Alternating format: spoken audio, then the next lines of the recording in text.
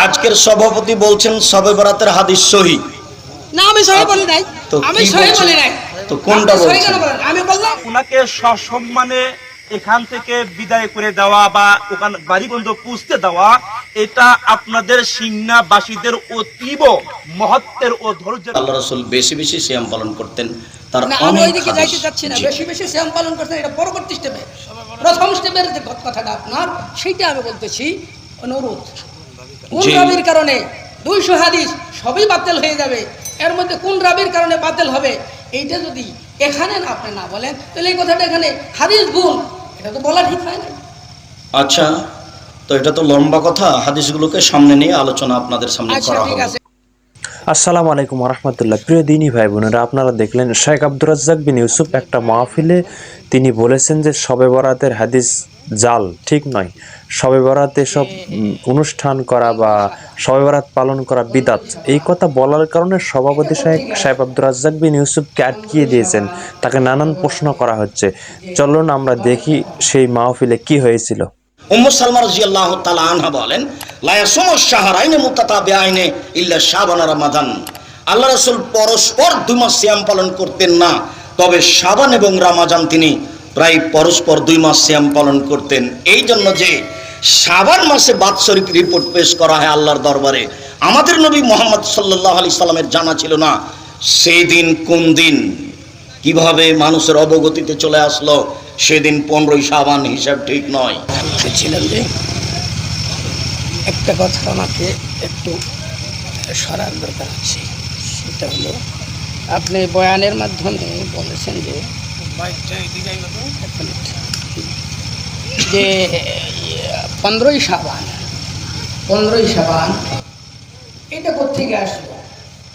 15ই শাবান শবে বরাতের যে ইবাদতটা করা হয় এটা তো কোথাও, এটা কোত্থেকে আসলো? এটা ভুল। এই যে কথাটা বলছে এই কথাটা একটু সরা করলে ভালো। শুকরিয়া, জাযাকুমুল্লাহ খায়র। 15ই শাবানের ব্যাপারে প্রায় 200 হাদিস আছে। আমরা হাদিসগুলি তলিয়ে দেখেছি, আমাদের কাছে হাদিসগুলি গ্রহণীয় নয়। পক্ষান্তরে রাসূল সাল্লাল্লাহু আলাইহি ওয়াসাল্লাম শাবান মাসে বেশি বেশি সিয়াম পালন করতেন। এক মিনিট আমি একটু বলি। 200 হাদিস আছে, এই সবগুলো হাদিস গ্রহণীয় নয়। গ্রহণীয় না হওয়ার কারণ কি? কোন রাবির কারণে এই হাদিসগুলো 200 হাদিসই গ্রহণীয় নয়? এবং এই 200 হাদিস কোথায় আছে এগুলিও তো কাস্ট করতে হবে, কাউন্ট করতে হবে। আবার তার সনদের মধ্যে কোন রাবির কারণে এই হাদিসগুলা পুরোপুরি 200 হাদিস গ্রহণীয় নয়, এইটা আমাদের বড় ভাবার বিষয়। আবার সারা বাংলাদেশে সারা মাদ্রাস সমস্ত জামিয়াত ধরতে গেলে যে সমস্ত তাহকিকের এদারা আছে সেগুলির বড় বড় ওলামায়ে কেরাম, মুফতিয়ানে আযম, মুহাদ্দিসিনে কেরাম তিনারা পালন করে আসছেন এবং সেটার উপরে ওনারা আমল পেরা হয়েছেন। আপনি বললেন এটা ঠিক না, কোথায় আসলে ভুল, এটা আমাদের বুঝতে কষ্ট হয়ে যাচ্ছে। সম্মানিত দিনী ভাই বোন, আমরা ওই সনদ তথ্য সময়ের ব্যাপার, সময় কোনো দিন হলে সেটা করা হবে। আজকের জন্য সনদের কথা বলেই বলা হয়েছে এ বিবরণ ঠিক নয়। পক্ষান্তরে যে আল্লাহ রাসূল বেশি বেশি সিয়াম পালন করতেন তার না আমি ওইদিকে যাইতে চাচ্ছি না, বেশি বেশি সিয়াম পালন করতেন এটা পরবর্তী স্টেপে। প্রথম স্টেপের যে কথাটা আপনার সেইটা আমি বলতেছি অনুরোধ। কোন রাবির কারণে 200 হাদিস সবই বাতিল হয়ে যাবে, এর মধ্যে কোন রাবির কারণে বাতিল হবে এইটা যদি এখানে না আপনি না বলেন তাহলে এই কথাটা এখানে হাদিস ভুল, এটা তো বলা ঠিক হয় না। আচ্ছা, তো এটা তো লম্বা কথা, হাদিসগুলোকে সামনে নিয়ে আলোচনা আপনাদের সামনে আচ্ছা করা ঠিক হবে। আছে, আমি একটু বলি। আপনি বললেন না অথবা যে কোনো কারণে আপনি পাইলট করছেন।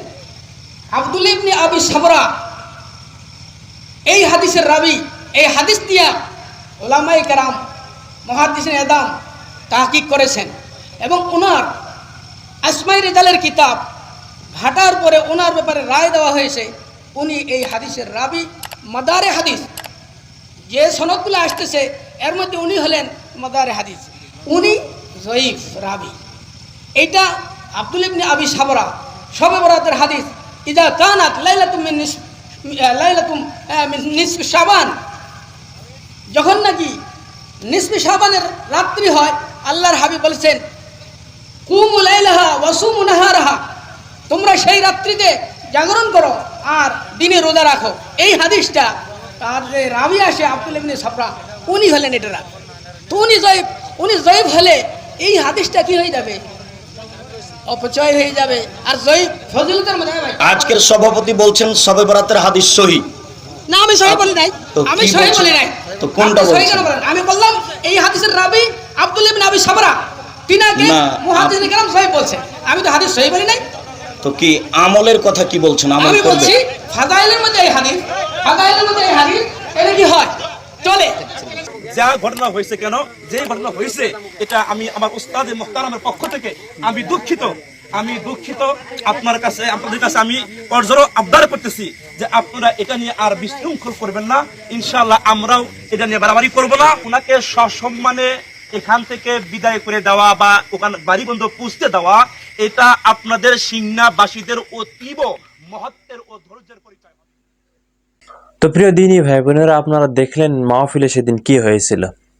শাইখ আব্দুর রাজ্জাক বিন ইউসুফ শবে বরাতের হাদিসগুলোকে ঠিক নয় এ কথা বলেছিল, যার কারণে সভাপতি সাহেব আটকে দিয়ে নানান ধরনের প্রশ্ন তাকে করছিল। এখন আমরা শবে বরাত সম্পর্কে বাংলাদেশের হানাফি আলেমরা কি বলে আমরা একটু শুনে আসি, দেখুন তারা কি বলে। আমি এই যে 63 বছর নবীজির জীবনের ভেতরে 23 বছর নবুয়তের জিন্দেগি আপনি পড়ে দেখেন, আর রাহিকুল মাখতুম, নবী রহমত, মানবতার বন্ধু মুহাম্মদ রাসূলুল্লাহ, এরকম 13টা গ্রন্থ আছে, আমি পুরা সব পড়ে দেখেছি। এই 23 বছরের জীবনে কোনদিন নবী শবে বরাত পালন করেননি। আপনি কোথায় পেলেন? আপনি কি নবীর চাইতে বেশি ইসলাম বোঝেন? হযরত আবু তুফাইল নবীর ইন্তেকালের পরে 90 থেকে 93 বছর বেঁচে ছিলেন, তার পুরা জীবন পড়লাম, পেলাম না তো। আপনি কি ইসলাম নতুন করে বেশি করে বানাবেন যে ওনারা ইসলাম হয়নি, উনি অল্প পালন করেছে, আমি আরো বেশি করব? রাসূল সাল্লাল্লাহু আলাইহি সাল্লামের জীবনে 23 বছর নবুয়তি জীবন গেছে। 23 বছরের ভিতরে একটা শবে বরাতও তিনি সাহাবীদেরকে নিয়ে এরকম মসজিদে ইজতেমাই ইবাদত করেন নি। নবী যা করেছেন, সাহাবায়ে কেরাম যা করেছেন, ওইটার অনুসরণের মধ্যেই কল্যাণ, এর বাইরে কোনো কল্যাণ নাই। আমরা কি কথা মনে করতে চাই যে শবে বরাতের মতো এত বড় সওয়াবের কাম, তারপরে মিলাদের মতো এত বড় সওয়াবের কাম, এগুলো আমরা কেন করব না? প্রিয় ভাই, সব করব না এই কারণে যেহেতু আল্লাহ রাসূল তা করেন নাই, সাহাবায়ে কেরাম তা করেন নাই। আমরা ওই কাজ করতেই পারি না যেই কাজের মধ্যে আল্লাহ রাসূল এবং সাহাবায়ে কেরাম যেটা স্পষ্টভাবে সহিহ হাদিস কর্তৃক প্রমাণিত নয়, আমরা তা করতে পারি না। বলেন করতে পারি না। শবে বরাত উপলক্ষে কোনো সম্মিলিত ইবাদত প্রমাণিত না। এই লাইলাতুল নিসফে মিন শাবানের পরের দিনে রোজা রাখার ব্যাপারে দুটো হাদিস আছে, দুটোই জাল পর্যায়ে।